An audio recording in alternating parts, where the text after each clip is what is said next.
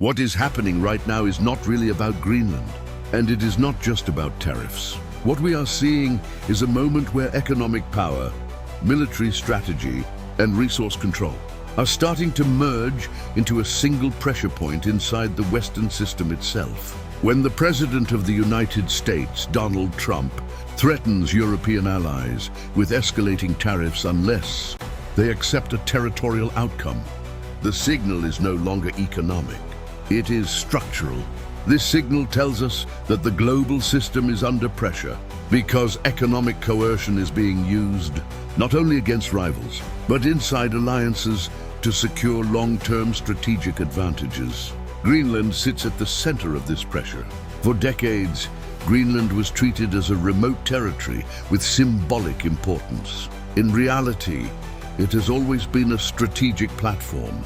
It lies directly between North America and Europe, along the shortest Arctic routes for air traffic, missile trajectories, and space surveillance.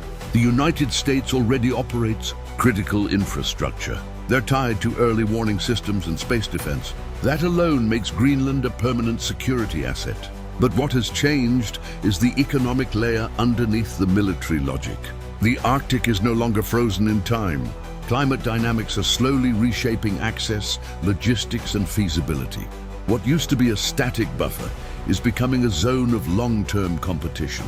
And in that zone, Greenland is not valuable because of what it produces today, but because of what it could secure tomorrow. This is where rare earths enter the story. Greenland contains deposits of rare earth elements that are essential to the modern industrial economy. These are not abstract materials. Elements like neodymium, praseodymium, dysprosium, and terbium are the backbone of high-performance permanent magnets. Without them, electric vehicle motors lose efficiency, wind turbines lose power density, advanced radar systems fail, missile guidance becomes less precise, and modern defense platforms simply do not function as designed. These materials have no easy substitutes, and more importantly, they are not evenly distributed across the world. Today, China dominates not only the mining, but especially the processing and refining of rare earths. That means the real choke point is not extraction, but control of the supply chain. Even countries with domestic deposits remain exposed if they cannot process these materials independently. From a money signal perspective, this is critical.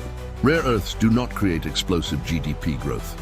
They do not produce fast economic wins. Their value lies elsewhere. They reduce strategic vulnerability. They stabilize industrial planning. They protect military readiness. And in a fragmented world, they become leverage. This is why Greenland matters economically. If the United States were to secure privilege, control, access, or long-term alignment over Greenland's resource base, the impact would not be immediate, but it would be profound.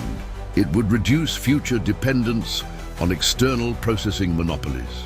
It would justify large-scale investment in domestic or allied refining capacity.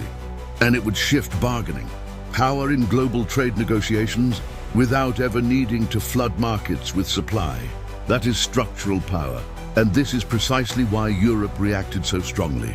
For Europe, the issue is not only Greenland's minerals or geography. It is the precedent. The idea that economic pressure could be used to force a sovereignty outcome inside the Western Bloc challenges the foundational assumptions of alliance politics. NATO was built on collective security and political trust. Once trust erodes, coordination becomes transactional. Markets understand this intuitively. That is why volatility rises, not because of Greenland itself, but because investors start repricing the reliability of rules. When alliances fracture, capital demands higher risk premiums. Defense spending expectations rise, trade flows become less predictable. Safe haven assets gain appeal. This tension does not exist in isolation. At the same time, Europe is dealing with this shock. It remains deeply engaged in supporting Ukraine. Any internal division weakens focus. And from the perspective of Russia, Western distraction is itself an advantage. No escalation is required when cohesion weakens on its own. From Beijing's perspective, fragmentation accelerates a world where supply chains, standards, and trade rules are negotiated bilaterally rather than upheld multilaterally. In that environment, leverage matters more than norms. This ripple effect extends further. Countries like Iran and Venezuela sit within the global energy and sanctions architecture. When Western coordination weakens, enforcement becomes uneven. When enforcement becomes uneven, incentives shift. That affects energy pricing, risk perception, and capital flows, even if no policy changes are announced. In the Middle East, Israel depends on consistent Western alignment for diplomatic and security stability. Alliance bandwidth matters. A distracted or divided system is slower to respond everywhere. Even the social layer adds pressure. Greenland's population has made it clear that it rejects being treated as a transaction. Once sovereignty becomes personal, political leaders face domestic constraints that make compromise harder. That is how geopolitical disputes harden into long-term fractures. In the short term, the system faces a narrow window. There is still space for de-escalation, expanded security cooperation, deeper Arctic coordination, joint investment frameworks, and reinforced basing agreements could allow all sides to claim strategic gains without crossing the sovereignty line. But if tariffs are implemented and retaliation follows, the damage becomes structural. Not because trade volumes collapse, but because coercion becomes normalized. In the medium term, that normalization changes behavior. Europe accelerates strategic autonomy thinking. The United States leans further into transactional leverage.